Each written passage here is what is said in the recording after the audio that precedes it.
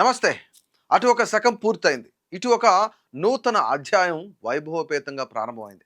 Visakhapatnam commercial విమానాశ్రయానికి emotional వీడ్కోలు పలకాల్సిన సమయం ఆసన్నమైంది. భోగాపురంలో అల్లూరి సీతారామరాజు అంతర్జాతీయ విమానాశ్రయం ఏదైతుందో అది అందుబాటులోకి రావడంతో ఇన్నాళ్ళు విజిటర్స్, ప్యాసింజర్లతో సందడిగా ఉన్న పాత విశాఖపట్నం ఎయిర్‌పోర్ట్ ఏదైతే ఉందో ఆ ఎయిర్‌పోర్ట్ ఒక తీపి జ్ఞాపకంగా మాత్రమే మిగిలిపోనుంది. దశాబ్దాల సుదీర్ఘ చరిత్ర కలిగిన ఈ ఎయిర్‌పోర్ట్ నుండి పౌర విమానాల రాకపోకలను పూర్తిగా నిలిపివేస్తున్నట్లు అధికారులు ప్రకటించారు. దాదాపుగా 8 దశాబ్దాల సుదీర్ఘ ప్రయాణంలో ఎన్నో చారిత్రాత్మక ఘట్టాలకు వేదికగా నిలిచింది. విశాఖ ఎయిర్‌పోర్ట్ ఐఎన్ఎస్ డేటా పేరిట ఉన్న ఈ సివిల్ ఎన్‌క్లేవ్ నుంచి షెడ్యూల్ కమర్షియల్ ఫ్లైట్ ఆపరేషన్లను పూర్తిగా ఆపేశారు. ఇప్పటి వరకు ఈ పాత ఎయిర్‌పోర్ట్‌కు గుర్తింపుగా ఉన్న అంతర్జాతీయ ట్రావెల్ కోడ్ వీటీజీను ఆగస్టు 17 అర్ధరాత్రి నుంచి భోగాపురం ఎయిర్‌పోర్ట్‌కు బదిలీ చేస్తూ కేంద్ర ప్రభుత్వం నిర్ణయం తీసుకుంది. అయితే అత్యవసర పరిస్థితులు, సైనిక అవసరాలు, డిఫెన్స్ ఫ్లైట్స్‌తో పాటు వీఐపీలకు మాత్రమే ఈ పాత విమానాశ్రయాన్ని యథావిధిగా వినియోగించుకునే మినహాయింపునిచ్చారన్నమాట.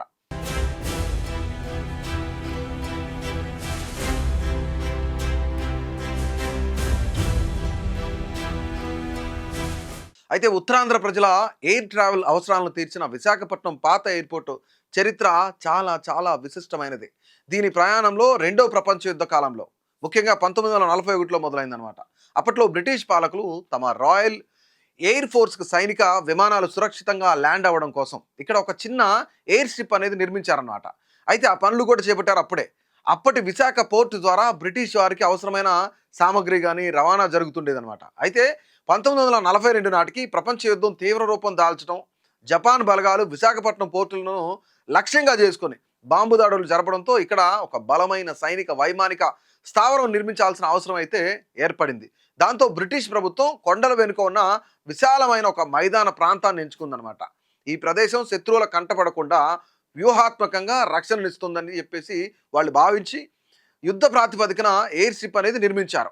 ఇక ఇక్కడ సైనికులను ల్యాండ్ చేశారనమాట. ఎయిర్ స్ట్రిప్ ఎప్పుడైతే నిర్మించారో అప్పటి నుంచి కూడా వీళ్ళు సైనికులను అక్కడ ల్యాండ్ చేశారు. సో దీంతో పాటు ఇక్కడ ఏంటంటే దేశానికి స్వతంత్రం సిద్ధించిన తర్వాత 1954లో ఈ రక్షణ శాఖ ఎయిర్‌పోర్ట్ నుంచి పౌర విమాన సర్వీసులు ప్రారంభమయ్యాయి. ఆ రోజుల్లో విశాఖపట్నం ప్రాంతంలో పౌరుల కోసం ప్రత్యేకంగా ఏ విమానాశ్రయం లేదు. సైనిక అవసరాల కోసం నిర్మించిన రన్‌వే ఎక్కువ సమయం ఖాళీగానే ఉంటుందని చెప్పేసి గ్రహించిన నాటి ప్రభుత్వం మళ్ళీ కొత్తగా ఎయిర్‌పోర్ట్ కట్టడానికి అయ్యే ఖర్చును వాళ్ళు తగ్గించుకోవాలని చెప్పేసి భావించిందనమాట. అయితే పోర్ట్ సిటీ అయిన విశాఖను దేశ రాజధాని ఢిల్లీతో పాటుగా ఇతర ప్రధాన నగరాలతో అనుసంధానించే లక్ష్యంగా ముఖ్యంగా ఏవైతే ప్రధాన నగరాలు ఉన్నాయో వాటికే విశాఖపట్నానికి అనుసంధానం చేయాలని చెప్పేసి ఇక్కడ సివిల్ ఎన్క్లేవ్ను ఏర్పాటు చేశారు. అలా ఉత్తరాంధ్ర ప్రాంతంలో మొట్టమొదటి కమర్షియల్ ఏవియేషన్ సేవలు ఏవైతే ఉన్నాయో అవి అందుబాటులోకి వచ్చాయన్నమాట. నాటి విజయనగరం, బొబ్బిలి, కురుపాం, పిఠాపురం సంస్థానాల రాజులు ఈ విమానాశ్రయాన్ని విస్తృతంగా వినియోగించేవాళ్ళట. అయితే ప్రారంభంలో ప్యాసింజర్ ఏదైతే ఉందో టెర్మినల్ ఆ సదుపాయాలు సరిగా లేకపోవడం, ప్రయాణికుల సంఖ్య అనుకున్నంతగా లేకపోవడంతో కొన్ని రోజులకే విమానాల రాకపోకలు పూర్తిగా ఆగిపోయాయి. అయితే ఇక్కడ ఏం జరిగింది, తిరిగి 1962లో అంటే దాదాపుగా 10 ఏళ్ల గ్యాప్‌లో మళ్ళీ 8 నుంచి 10 ఏళ్ల గ్యాప్‌లో ఈ ఎయిర్‌పోర్ట్‌కు భారీగా మార్పులు చేశారనమాట. అయితే ఇక్కడ అదే సమయంలో విశాఖపట్నంలో భారీగా పరిశ్రమలు, పరిశోధనా కేంద్రాలు విస్తరించడంతో పాటు పాత రన్‌వేకు అవసరమైన రిపేర్లు చేసి ఒక పద్ధతి ప్రకారం అధికారికంగా పౌర విమాన సర్వీసులను మళ్ళీ మొదలుపెట్టారు. కానీ అదే సమయంలో భారత్ చైనా యుద్ధం ప్రారంభం కావడంతో భద్రతా కారణాల రీత్యా ఈ రీసర్వీసులకు మళ్ళీ విరామం పడిందనమాట. ఆ తర్వాత మళ్ళీ 10 ఏళ్లకి అంటే 1972 నాటికి భారత నావికాదళం ఈ ప్రాంతంలో తన కార్యకలాపాలను ముమ్మరం చేసింది. తూర్పు నౌకాదళం తన మొదటి హెలికాప్టర్ ఆపరేషన్లను నిర్వహించడానికి ఈ రన్వేనే ప్రాతిపదికగా చేసుకుందనమాట. చివరిగా 1976 నుంచి నిరంతరాయంగా రెగ్యులర్ ప్యాసింజర్ ఫ్లైట్స్ రాకపోకలు ఇక్కడ ముఖ్యంగా సాగించడం కూడా ప్రారంభమైంది. ఎప్పటి నుంచి, దాదాపుగా 1976 నుంచి. అయితే కాలక్రమేణా విశాఖపట్నంలో ఈస్టర్న్ నావల్ కమాండ్ ప్రాధాన్యత అంతర్జాతీయంగా పెరిగింది. శత్రు దేశాల సబ్మెరైన్లు, రక్షణ నౌకల కదలికలను నిరంతరం ఇక్కడ పసిగట్టేందుకు కూడా నావికా దళానికి పూర్తి స్థాయిలో సొంత వైమానిక స్థావరం అనేది అవసరమని చెప్పేసి నాటి కేంద్ర ప్రభుత్వం భావించింది. అందుకు అనుగుణంగానే రన్వేను విస్తరించి నావికాదళ అవసరాలకు తగ్గట్టుగా ఎయిర్‌పోర్ట్‌ను అప్‌గ్రేడ్ చేశారనమాట. ఈ క్రమంలో 1986లో ఈ ఎయిర్‌పోర్ట్ నిర్వహణ బాధ్యతలను నేషనల్ ఎయిర్‌పోర్ట్స్ ఏదైతే ఉన్నాయో దానికి నేషనల్ ఎయిర్‌పోర్ట్స్ అథారిటీ నుంచి ఇండియన్ నేవీకి అప్పగించారనమాట. నావికా దళానికి చెందుతున్న ఈ స్థావరానికి గౌరవ సూచకంగా 1991లో ఐఎన్ఎస్ డేటా అని నామకరణం కూడా చేశారు. నావికాదళ నియంత్రణలో ఉన్నప్పటికీ కూడా ప్రజల ప్రయాణికులకు ఇబ్బంది కలగకుండా సివిల్ ఎన్క్లేవ్ను కొనసాగించారు. దాదాపుగా ఇక్కడ 2000వ సంవత్సరం అంటే ఏదైతే 2000 సంవత్సరం వచ్చేసరికి ప్రయాణికుల రద్దీకి తగ్గట్టుగా ఒక ఇంటిగ్రేటెడ్ టెర్మినల్‌ను కూడా అందుబాటులోకి తీసుకొచ్చారు.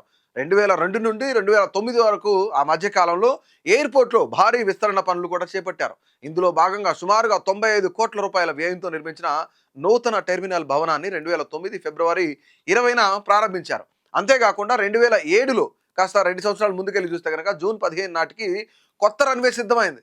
రాత్రి వేళల్లో కూడా విమానాలు ల్యాండ్ అయ్యేలాగా 2012లో నైట్ ల్యాండింగ్ ఫెసిలిటీని కూడా తీసుకొచ్చారు.